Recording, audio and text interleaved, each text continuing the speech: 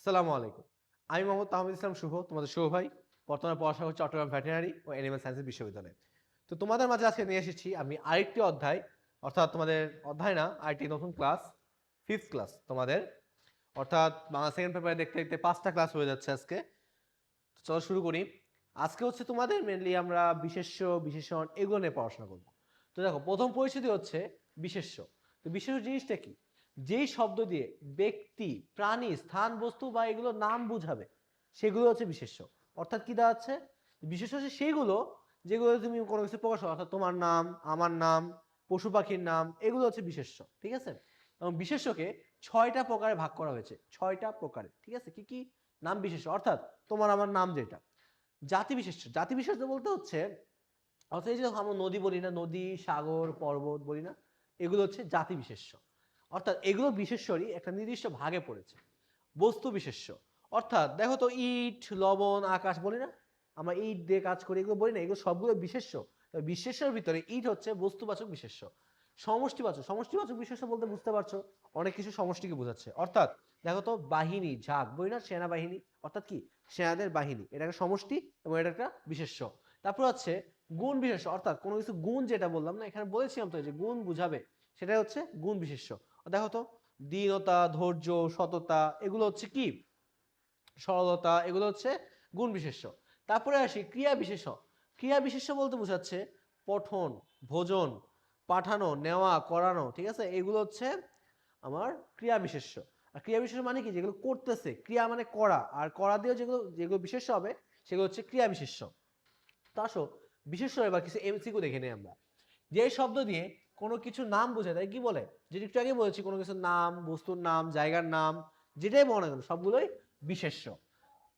যে বিশেষ্য দিয়ে কোনো কাজের নাম বোঝায়, অর্থাৎ কাজের নাম বলছি, তাহলে কি হবে, অনেকগুলো কাজ একসাথে হচ্ছে, তার মানে কি হচ্ছে, এটা কাজ, অর্থাৎ ক্রিয়া বিশেষ্য। ঠিক আছে? পদ্মা কোন জাতীয় নাম বিশেষ্য? পদ্মা কি ছিল বলতো? নদীর নাম ছিল। নদীর নাম কি ছিল? স্থানের নাম। নদী কি? পদ্মা একটা নির্দিষ্ট জায়গা না, এটাই স্থানের নাম।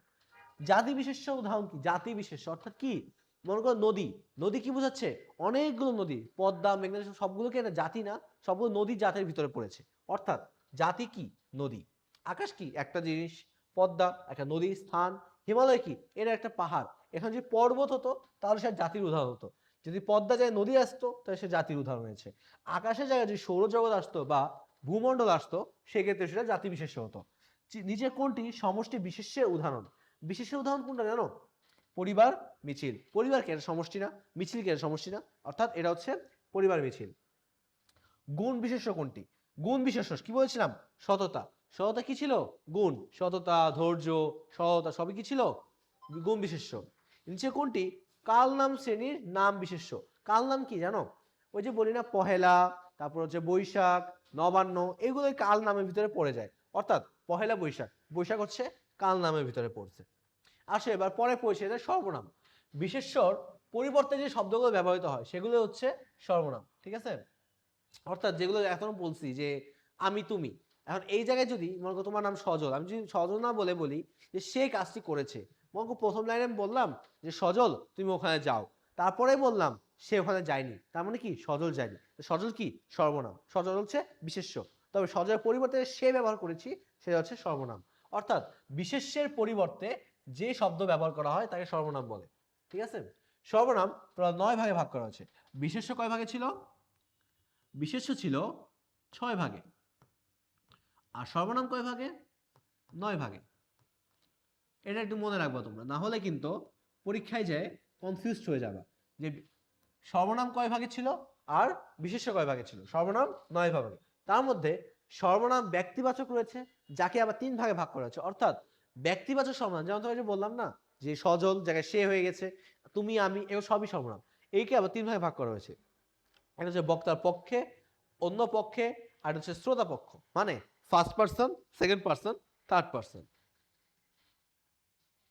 তো ফার্স্ট পার্সন আমি, তুমি, আমি, আমরা, আমাকে, অর্থাৎ আমাকে বোঝাচ্ছে, মানে যে বলছে, অর্থাৎ আমি এখন বলছি না তোমাদেরকে, বোঝাচ্ছি না, তো আমি হচ্ছি ফার্স্ট পার্সন, অর্থাৎ বক্তা পক্ষে এটা হচ্ছে সর্বনাম। শ্রোতা পক্ষ অর্থাৎ যে শুনছে, তোমরা যেমন শুনছো সেটা হচ্ছে শ্রোতা পক্ষ। শ্রোতা পক্ষ মানে কি? তুমি, তুমি শুনছো, কারণ দেখো আমি বারবার তোমাকে তুমি বলে ডাকতেছি, তোমাকে বলে ডাকতেছি, অর্থাৎ এগুলো কি, এগুলো হচ্ছে শ্রোতা পক্ষ। এবং যে অন্য পক্ষের সর্বনাম বলি, বলি না সে, থার্ড পারসন সিঙ্গুলার নাম্বার। আচ্ছা পড়ছো কি না, পড়ছো তো, third person singular number.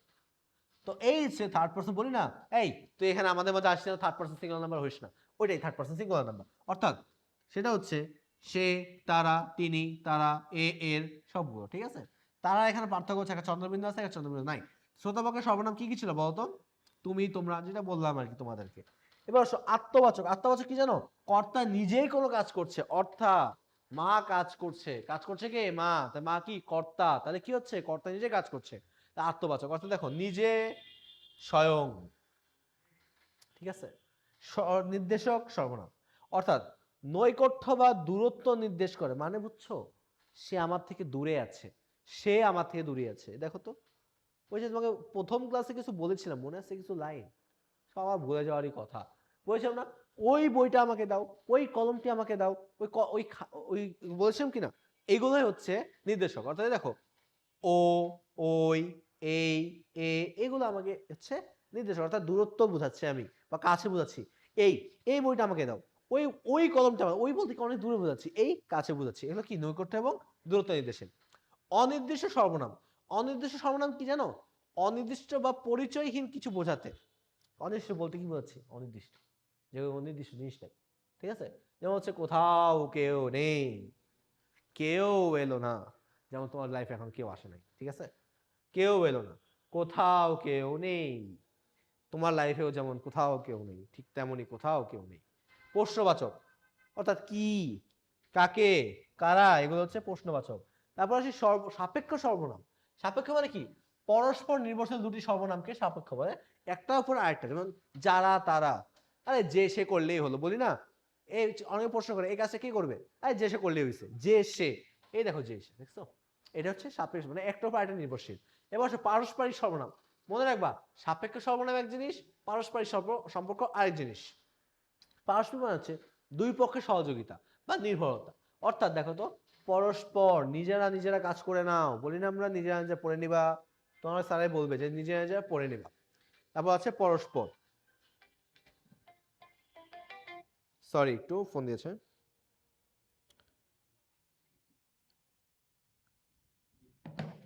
Sorry বাসাতে ফোন দিয়েছিল। আচ্ছা, তারপরে দেখো দুই পক্ষের সহযোগিতা বা নির্ভরতা বোঝাচ্ছে। এরপরে দেখো সকল বাচক সর্বনাম, অর্থাৎ সবার, সমস্ত, সব, সকলকে, সকল বাচক। অন্যবাচক, অর্থাৎ নিজ ভিন্ন, মানে আমি ব্যতীত অন্য যে কেউ, নিজ ভিন্ন অন্য কোনো অনির্দিষ্ট ব্যক্তি, ঠিক আছে, নিজ ভিন্ন অনির্দিষ্ট কোনো ব্যক্তি। যেমন অন্যকে বলে দাও কাজটি করতে, অপর মানুষকে ডাক দাও, অমুককে ডাক দাও, বলি না অমুক, এগুলো।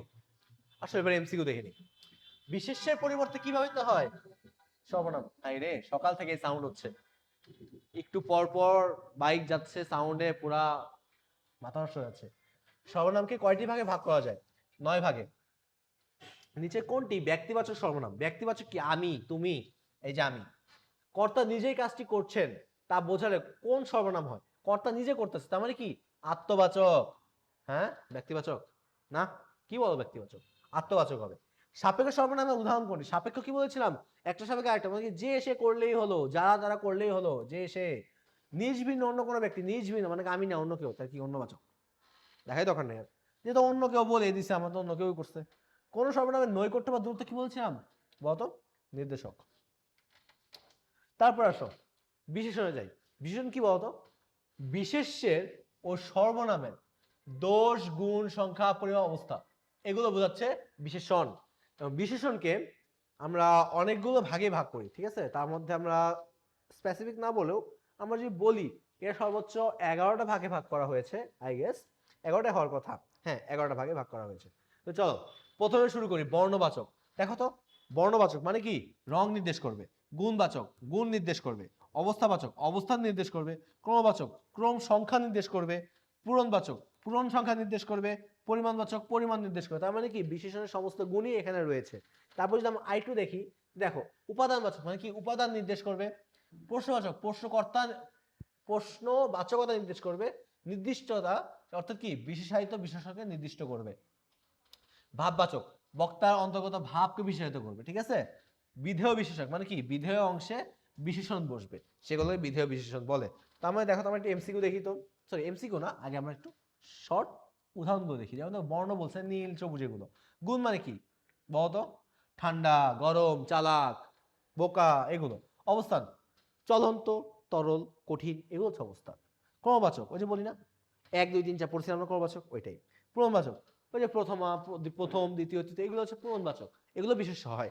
পরিমাণবাচক বলি না যে আধা কেজি চাল, তারপরে বলি যে 1 পোয়া চিনি, বলি না এগুলো, এগুলোই। তারপরে আসে উপাদানবাচক, উপাদান বলে কি উপাদান মানে হচ্ছে বেলে মাটি, মাটি কি একটা উপাদান না, মূর্তি তৈরির উপাদান হচ্ছে মাটি, মূর্তি তৈরির উপাদান মাটি। তারপর হচ্ছে প্রশ্নবাচক, কেমন তুমি কেমন ছেলে, তুমি কতক্ষণ থাকবে, এগুলো হচ্ছে প্রশ্নবাচক। নির্দিষ্টতাবাচক অর্থাৎ এইখানে এইখানে সেইখানে ঘুরতে থেকো না, ঠিক আছে। তারপর হচ্ছে ভাববাচক, ওই যে বলি না ভাববাচক, ভাব প্রকাশ করছি, সেটি খুব ভালো, খুব ভালো, গাড়িটি বেশ জোরে চলছে, ঠিক আছে। এগুলো এদের কোনটা হচ্ছে খুব, আর এখানে হচ্ছে বেশ, ঠিক আছে। তারপরে কি হচ্ছে বিধেয় বিশেষণ মানে কি দেখো তো, বিধেয় অংশে যেসব বিশেষণ বসবে, অর্থাৎ বিধেয় জিনিস কি জানো, এই দেখো লোকটা পাগল, বা এই পুকুরের পানি ঘোলা, একটা হচ্ছে পাগল একটা হচ্ছে ঘোলা, ঠিক আছে। এগুলো হচ্ছে বিধেয় বিশেষণ। আসলে এমসিকিউ দেখি, বিশেষণ কার দোষ গুণ নির্দেশ করে, বিশেষ্য এবং সর্বনাম। যেহেতু বিশেষ্য অবশ্যই তুমি আমি, এবং বিশেষ্যর পরিবর্তে বসে সর্বনাম, দুটাকে বিশেষণ নির্দেশ করবে। সবুজ মাঠ, সবুজ মানে কি ছিল বিশেষণ পদ কোনটা সবুজ, কারণ কি এটা বর্ণ বিশেষণ। বর্ণবাচক কি, বর্ণবাচক মানে কি লাল, দেখছো চলে আসছে। চলন্ত ট্রেন থেকে লাভ দিও না, চলন্ত, এখানে চলন্ত কি দেখো তো, অবস্থা বোঝাচ্ছে না, অবস্থা, ট্রেনের অবস্থা বোঝাচ্ছে। নিচের কোন উদাহরণে ভাববাচক বিশেষণ রয়েছে, ভাববাচক মানে কি দেখো তো, ভাব, সেটি খুব ভালো, খুব ভালো খবর, খুব, ঠিক আছে। তৃতীয় তৃতীয় কি ছিল পূরণবাচক, খুবই সহজ না এগুলো, এগুলো থেকে এত এত সহজে মনে রাখার ট্রিক্স এর বাইরে তুমি নিতে পারবে না কোথাও থেকে। ক্রিয়া উদ্দেশ্য বা কর্তা কি করতেছে, মানে আমি তুমি কি করতেছি এটাই ক্রিয়া। ধরো আমি বলতেছি আমি পড়াচ্ছি, তোমরা পড়তেছো, পড়তেছো ক্রিয়া, পড়াচ্ছি এটাও ক্রিয়া, ঠিক আছে। দেখো খেলছে হতে পারে, ঠিক আছে। মনে রাখবা ক্রিয়ামূল বা ধাতুর সঙ্গে বিভক্তি যোগ হয়, ঠিক আছে। কি হয়, ক্রিয়ামূল বা ধাতুর সাথে বিভক্তি যোগ হয়, যোগে কি হয় ক্রিয়া গঠিত হয়, ঠিক আছে। পক্ষ বা পুরুষ কাল ভেদে ক্রিয়ার রূপভেদ হয়, যেমন দেখো পক্ষভেদ, আমি পড়ি তুমি পড়ো, আমি পড়ি তুমি পড়ো, শেষ হয়ে গেছে না। ক্রিয়ার প্রকারভেদ, ভাব প্রকাশের দিক দিয়ে বাক্যের কর্মের উপস্থিতির ভিত্তিতে গঠন বিবেচনায় ক্রিয়াকে নানা ভাগে ভাগ করা যায়। দেখো প্রথম দিকে যদি বলি ভাব প্রকাশের দিক থেকে কি কি আছে, সমাপিকা ক্রিয়া অসমাপিকা ক্রিয়া, মানে কি জানো সমাপিকা অসমাপিকা মানে হচ্ছে বাক্যটা শেষ হচ্ছে, অসমাপিকা ক্রিয়া মানে কি বাক্যটা শেষ হচ্ছে না। অর্থাৎ যদি বলি সে ফুটবল খেলে, ঠিক আছে, সে ফুটবল, সে ফুটবল না তো সে ফুটবল খেলতেছে, তা কি বাক্যটা এখনো সম্পন্ন হয়েছে, হয় নাই। এটাই হচ্ছে সমাপিকা অসমাপিকা ক্রিয়া। অসমাপিকা ক্রিয়া হচ্ছে 3 রকমের, ভূত সমাপিকা অসমাপিকা, ভাবী অসমাপিকা, শর্ত অসমাপিকা। এই ভাবি অন্য কিছু নিয়ে না, ঠিক আছে, এটা হচ্ছে বাংলা ব্যাকরণের ভাবি, এটা হচ্ছে আমাদের তোমাদের ভাবি না, ঠিক আছে। এটা হচ্ছে বাংলা ব্যাকরণের ভাবি। অর্থাৎ ভূত অসমাপিকা ক্রিয়া, ভাবী সমাপিকা ক্রিয়া, শর্ত সমাপিকা ক্রিয়া, ঠিক আছে। অর্থাৎ সে গান করে, সে গান করে আনন্দ পায়, এটা কি ভূত অস্বাভাবিক ক্রিয়া। ভাবি সে গান শিখতে রাজশাহী যায়, এটা হচ্ছে ভাবি অস্বাভাবিকা, শিখতে, সে গান শিখতে ভাবি। আর একটু ভাবলে বোঝা যাবে কোথায় যাচ্ছে। সে গান করে, সে গান করে, তুমি যদি এখানে দাও সে কি হবে, সে গান করে, ঠিক আছে। উচ্চারণ হচ্ছে সে গান করে, যদি তুমি আনন্দ পায় দাও সে গান করে আনন্দ পায়, এটা করে এটা করে, ঠিক আছে। এটা হচ্ছে ভূত। শর্ত গান করলে, তুমি যে গান করো তাহলে মন ভালো হবে, তার মানে কি শর্ত হলো না, এটা হচ্ছে অসমাপিকা, তুমি গান করলে কি হবে, এটা হচ্ছে শর্ত সমাপিকা। এবার হচ্ছে বাক্যের মধ্যে কর্মের উপস্থিতি, কি কর্মের উপস্থিতি, কি আসতেছে কর্মের উপস্থিতি। কয় প্রকার, 3 প্রকার, কি কি দেখো, অকর্মক সকর্মক দ্বিকর্মক। অকর্মক ক্রিয়া কি, কোনো কর্ম থাকবে না, সে ঘুমায়, ঘুমাইছে ঘুমায় গেছে, তোমরা ঘুমাও না, এই ছেলে ঘুমাও না, কোনো কর্ম আছে সে ঘুমায়, কোনো কর্ম নেই, ঠিক আছে। তারপরে আসো সকর্মক ক্রিয়া, সকর্ম মানে কি, কর্ম অবশ্যই আছে, সে বই পড়ছে, সে কি করছে, সে বই পড়ছে। দ্বিকর্মক ক্রিয়া, দ্বিকর্মক ক্রিয়া হচ্ছে দুটি কর্ম থাকবে, অর্থাৎ দেখো শিক্ষক ছাত্রকে বই দিলেন, কাকে দিচ্ছেন, ছাত্রকে দিলেন, কি দ্বিকর্মক, কারণ কি শিক্ষক দিচ্ছে ছাত্র নিচ্ছে, তার মানে কি হচ্ছে দুইটা কর্তা কর্ম হচ্ছে না, এটাই। গঠন বিবেচনায় ক্রিয়া কয় প্রকার, 5 প্রকার।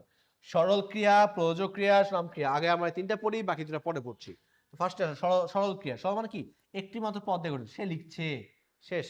এটা তুমি আবার বলতে পারো যে অসমাপিকা ক্রিয়াও বলতে পারো, ঠিক আছে। প্রয়োজক ক্রিয়া মানে কর্তা অন্যকে দিয়ে কাজ করালে, অর্থাৎ তুমি দেখো মা শিশুকে চাঁদ দেখাচ্ছেন, মা শিশুকে খাওয়াচ্ছেন, শিক্ষক ছাত্রকে পিটাচ্ছেন, ঠিক আছে। এখন আর পিটাচ্ছে হয় না, যদিও আগে আমরা প্রচুর মার খেয়েছি, তোমরা এখন কিছুই পাও নাই। স্যার শিক্ষককে, শিক্ষক স্যারকে পিটাচ্ছেন, তাই তো, শিক্ষক স্যারকে পিটাচ্ছেন, শিক্ষক ছাত্রকে পিটাচ্ছেন, আর এখন কি হয়, ছাত্র শিক্ষককে পিটায়। খুবই খারাপ যুগ চলে আসছে না। আচ্ছা ঠিক আছে। নাম ক্রিয়া, বিশেষ্য বিশেষণ ধনাত্মক শব্দের শেষে স্বরে আ অথবা আনো প্রত্যয় যুক্ত করে যে ক্রিয়া গঠিত, অর্থাৎ তোমার নাম প্রত্যয়ে শেষে স্বরে আ থাকবে অথবা আনো থাকবে, ঠিক আছে, এই দুইটা মিলে হচ্ছে নাম ক্রিয়া গঠিত হবে। ওকে, যেমন দেখো তোমাকে যদি বলি, একটা উদাহরণ দিলে সহজ হয়ে যাবে। এই দেখো, বাজারে সবজির দাম কমছে না, ঠিক আছে। সংযোজক ক্রিয়া, সংযোগ ক্রিয়া হচ্ছে বিশেষ্য বিশেষণ ধনাত্মক শব্দের পরে করা, কাটা, হওয়া, দেওয়া, নেওয়া ইত্যাদি যুক্ত হয়ে যা হয় সেটা হচ্ছে সংযোগ ক্রিয়া গঠিত হয়, ঠিক আছে।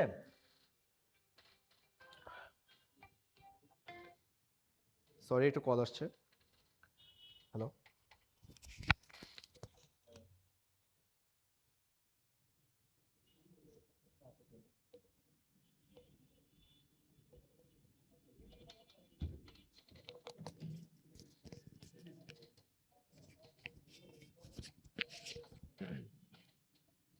ভয় পাও না, বাসাতে ফোন দিচ্ছিল, তোমাদের ভাবি না। আচ্ছা যৌগিক ক্রিয়া দেখি। আচ্ছা আমরা সংযোগ ক্রিয়া উদাহরণ দিই না, সংযোগ ক্রিয়া আসি। পকেট মারা, দেখছো মার মেরে দিছে। মার খাওয়া, মার খাচ্ছ তুমি। ডিগবাজি খাওয়া, খাচ্ছ তুমি। মন দেওয়া, দিচ্ছ তুমি, দেখছো সবই তুমি দিচ্ছ, সবই তুমিই খাচ্ছ, আলটিমেটলি কি লাইফ প্যারাহীন। যৌগিক ক্রিয়া, অসমাপিকা ক্রিয়ার সঙ্গে সমাপিকা যুক্ত হবে, তার মানে কি হচ্ছে একটা অসমাপিকা ক্রিয়াও থাকবে, একটা সমাপিকা ক্রিয়াও থাকবে, তাহলে কি হচ্ছে যৌগিক ক্রিয়া হচ্ছে। যেমন তুমি দেখো মরে যাওয়া, কমে আসা, বুঝে নেওয়া, সব তুমি নিচ্ছ, ঠিক আছে। গঠন বিবেচনার ক্রিয়াপদকে একপদী এবং বহুপদী, কি ছিল গঠন বিবেচনা, আগেটা কি ছিল বলতো, আগেটা কি ছিল, গঠন বিবেচনার ক্রিয়া 5 প্রকার, আর এখন কি গঠন বিবেচনার ক্রিয়া বিশেষণকে এক পদে এবং বহুপদী 2 ভাগে ভাগ করা গেছে। আর কিছু গঠন বিবেচনার ক্রিয়াকে 5 ভাগে, আর এখন হচ্ছে ক্রিয়া বিশেষণকে 2 ভাগে। আর এক পদী ক্রিয়া বিশেষণ অর্থাৎ আস্তে, চেঁচিয়ে, জোরে, ঠিক আছে। বহুপদী ক্রিয়া বিশেষণ ভয়ে ভয়ে, চুপি চুপি, বুঝছো তাহলে। এক পদী ক্রিয়া বিশেষণ, বহুপদী ক্রিয়া বিশেষণ। আমি যদি তোমাকে বলি আস্তে আস্তে ভয়, আস্তে ভয়ে ভয়ে কাজ করছে, জোরে চুপি চুপি কাজ করছে, কেমন লাগবে শুনতে? হুম। আচ্ছা আসো এবার আমরা একটু এমসিকিউ দেখি, ক্রিয়ার উপরে এমসিকিউ দেখি। বাক্যের উদ্দেশ্য বা কর্তা কি করে বা কর্তার কি ঘটে সেটা কি ক্রিয়া। ধাতুর সঙ্গে কি যুক্ত হবে, বিভক্তি যুক্ত হবে, ভেরি গুড, এই তো মনোযোগী আছে তোমরা। ক্রিয়ার রূপ পরিবর্তন হয় কখন, যখন কালভেদ হবে অর্থাৎ পুরুষ, আর এটা হচ্ছে কালভেদ অর্থাৎ ক খ, বচন ভেদে হয়, হয় না তো। যে কোন বাক্যটি অস্বাভাবিক ক্রিয়া নেই, দেখো তো রাতের বেলা আকাশে চাঁদ উঠে, তুমি কোথাও থামতে পারবা রাতের বেলা, থেমে যেতে পারবা না তো, রাতের বেলা আকাশে চাঁদ উঠে, এখানে যায় থামতে হচ্ছে। কোনটি অস্বাভাবিক ক্রিয়ার ধরন, দেখো তো শর্ত হয়, ভূত হয়, ভাবিও হয়, হ্যাঁ ভাবিও হয়। নিচের বাক্যগুলোতে কোনটি অকর্মক ক্রিয়ার উদাহরণ, লতা ঘুমায়, লতা ঘুমায় অকর্মক ক্রিয়া, কর্তা নিজে করতেছে না তো, সে ঘুমাচ্ছে। অন্যকে দিয়ে করা বোঝালে প্রযোজক ক্রিয়া, যেমন যে শিক্ষক ছাত্রকে পিটাচ্ছেন, সেরকম। সমাপিকা অসমাপিক ক্রিয়া যুক্ত হয়ে যে ক্রিয়া গঠন করে তাই কি বলবো, যৌগিক ক্রিয়া। যে কোনটি যৌগিক ক্রিয়া উদাহরণ, যৌগিক ক্রিয়া উদাহরণ হচ্ছে ডিগবাজি খাওয়া, যৌগিক ক্রিয়া কি ছিল, খাওয়া দাওয়া নেওয়া এগুলো ছিল, তাই না। ধনাত্মক নাম ক্রিয়ার উদাহরণ কোনটা দেখো তো, বাকিটা ছটফট করা, ছটফট হচ্ছে ধনাত্মক নাম ক্রিয়া। বাকিটা ছটফটাচ্ছে। আমরা আমাদের শেষ দিকে চলে আসছি, আজকের ক্লাসের সর্বশেষ পরিচ্ছেদ ক্রিয়া বিশেষণ, অর্থাৎ ক্রিয়াকে বিশেষায়িত করছে। আগেটা কি বিশেষণ, তার মানে কি বিশেষণ সর্বনামকে বিশেষায়িত করছিল, এবং ক্রিয়া বিশেষণ ক্রিয়াকে বিশেষায়িত করছে। দেখে তো তারপর হচ্ছে ছেলেটি দ্রুত দৌড়াচ্ছে, দেখো তো দ্রুত কি ক্রিয়া, দৌড়াচ্ছে কি সরি দৌড়াচ্ছে কি, এটা হচ্ছে ক্রিয়া, দৌড়াচ্ছে ক্রিয়া, বাট কখন কত দ্রুত দৌড়াচ্ছে আর ধীরে দৌড়াচ্ছে এটা হচ্ছে ক্রিয়া বিশেষণ, ঠিক আছে। তারপর হচ্ছে অনেক সময় বিশেষ্য ও বিশেষণ শব্দের সঙ্গে এ তে যুক্ত হয়ে বিভক্তি, অর্থাৎ ওই যে বললাম না ক্রিয়ার পরে বিভক্তি যোগ হয়ে হবে, এটাই ভাবে বশত মতো এ তে যোগ হয়ে যে কাজ হচ্ছে। এবার দেখো ক্রিয়াকে কয়েক ভাগে ভাগ করতে পারি আমরা, ঠিক আছে, অনেক ভাগে ভাগ করতে পারি, তবে আমরা এখানে কয়েকটা ভাগ নিয়ে বলবো। ধরনবাচক, ধরনবাচক ক্রিয়া বিশেষণ কি জানো, ক্রিয়া কিভাবে সম্পূর্ণ হচ্ছে, অর্থাৎ কিভাবে কাজটা করতেছে, এটাই হচ্ছে ধরনবাচক। অর্থাৎ টিপ টিপ বৃষ্টি পড়ছে, টিপ টিপ বর্ষা পানি, আছে না গান, গান নিয়ে এসো না, ক্রিয়া বিশেষণ আসে গান নিয়ে এসে পড়লে মজা লাগে, তাই না।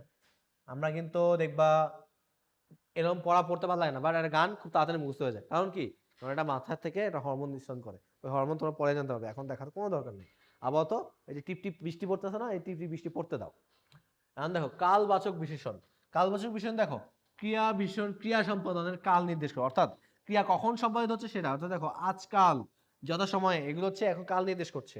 স্থানবাচক ক্রিয়া বিশেষণ, অর্থাৎ সামনে না পিছনে, উপরে না নিচে, ডানে না বামে, এইটা নির্দেশ করবে, অর্থাৎ কোথায় আছে সেটা নির্দেশ করলে হচ্ছে সেটা ক্রিয়াকে বিশেষণ করলে স্থানবাচক ক্রিয়া বিশেষণ। অর্থাৎ দেখো এগিয়ে যায়, এগিয়ে যায় কি, এটা ক্রিয়া, বাট কোথায় এগিয়ে যাচ্ছে, সামনে না পিছনে, সামনে, এটা হচ্ছে স্থানবাচক। নেতিবাচক অর্থাৎ কি, না নি না, মানে একটা কি বলবো, কোনো কিছু করতে বলছে না বলে দিচ্ছে, অর্থাৎ তুমি সহমত না, সেটাই হচ্ছে নেতিবাচক ক্রিয়া বিশেষণ। যেমন দেখো সে এখন যাবে না, এই দেখো না, তিনি বেড়াতে যাননি যাননি, এমন কথা আমরা আমার জানা নেই নেই, দেখছো, এগুলো হচ্ছে নেতিবাচক। তারপর আসো পদানু ক্রিয়া বিশেষণ, পদানু কি জানো, বিশেষ কোনো ভূমিকা পালন না করলেও কি, যে, বা, না, তা, তো ইত্যাদিতে ক্রিয়া বিশেষণ বিষয়িত হবে, ঠিক আছে, দেখো ক্রিয়া বিশেষণ কাজ করবে। দেখো তো আমি কি যাব, খুব যে বলছি, দেখছো এগুলো কি, আমার বলি আমি কি যাব, মাকে জিজ্ঞেস করো না আম্মু আমি কি বন্ধুদের সাথে ঘুরতে যাব, ওইটাই। এবার আসো গঠন বা গঠন বিবেচনায় ক্রিয়া বিশেষণকে কয় ভাগে ভাগ করছিলাম আমরা, মনে আছে, একপদী বহুপদী, ঠিক আছে, ওটা ক্রিয়া তো দেখানো হয়েছে, এখানেও দেখাতে হচ্ছে। একপদী ক্রিয়া বিশেষণ আস্তে জোরে, বহুপদী ক্রিয়া বিশেষণ ভয়ে ভয়ে চুপি চুপি, ঠিক আছে, দুইটা ক্রিয়া মিলে, দুইটা ক্রিয়া, এটা বহুপদী বলা কারণ হচ্ছে দুইটা ক্রিয়া মিলে একটা হয়েছে, একপদী মানে একটা ক্রিয়া মিলে একটা ক্রিয়া বিশেষণ হচ্ছে। এবার শুধু এমসিকিউ দেখে নিই, তাহলে আজকের ক্লাসটি আশা করি শেষ। তো শেষ করি, চলো আমার সাথে আনসার দিবা। যে শব্দ ক্রিয়াকে বিশেষিত করে তাকে কি বলবে, ক্রিয়াকে বিশেষিত করছে মানে ক্রিয়া বিশেষণ। কোনটি কালবাচক বিশেষণ, দেখো তো, গতকাল, কাল, গতকাল, আজকাল, ঠিক আছে। মিছিলটি সামনে এগিয়ে যায়, সামনে মানে কি স্থানবাচক, বলছিলাম না, সামনে না পিছনে, ডানে না বামে, উপরে না নিচে, কোনাকুনি না পাশাপাশি, ওইটাই। কি, যে, বা, তো, এটা কি করা যায়, পদানু নির্ণয় করা যায়, তাই না। যে কোনটি একপদী ক্রিয়া ধরন, দেখো তো ভয়ে ভয়ে দি, মরতে মরতে দি, বহু আর কি, যাই যাই বহু, একমতে একটাই আছে জোরে, অর্থাৎ এটা আনসার। তো আজকের ক্লাস তোমাদের এই পর্যন্তই। তো আশা করি যে যতটুকু পড়াইছি তোমার মনোযোগ দেখছো, এবং যে এমসিকিউ সলভ করে নিজে সলভ করতে পারো, তো আমি বলবো তোমাদের আজকের এই অধ্যায়টা কমপ্লিট হয়ে গেছে। তো তোমাদের বলবো যে আর একটা বার যদি রিভাইজ দাও তোমাদের ক্লাস কমপ্লিট। তো আজকে এই পর্যন্তই থাক, নেক্সট ক্লাসে দেখার জন্য আমন্ত্রণ জানাচ্ছি, এবং আশা করি তুমি ইরফানের সাথে থাকবে। ধন্যবাদ, আসসালামু আলাইকুম।